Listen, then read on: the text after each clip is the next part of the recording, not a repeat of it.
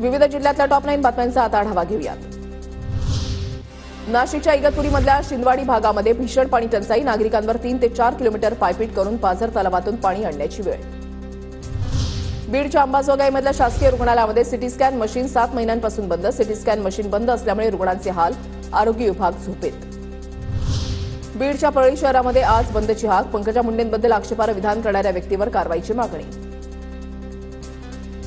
बुलढाण्याच्या बिबीत पंकजा मुंडेंविषयी आक्षेपार्ह स्टेटस ठेवल्याचे पडसाद. घटनेचा निषेध नोंदवत आज बंदची हाक. आरजू टेक्सो कंपनीविरोधात 336 गुंतवणूकदारांचे जबाब. 4 कोटी 18 लाखांची फसवणूक झाल्याचं उघड. सांगली, कोल्हापूर, रत्नागिरी जिल्ह्यातून करण्यात आल्या होत्या तक्रारी. जळगावच्या नांदगावमध्ये वाळू डेपो रद्द करण्यासाठी 6 ते 7 गावांमधील ग्रामस्थांचं जिल्हाधिकारी कार्यालयामध्ये निवेदन. वाळू उपशामुळे सिंचन समस्या निर्माण होत असल्यानं नागरिक आक्रमक.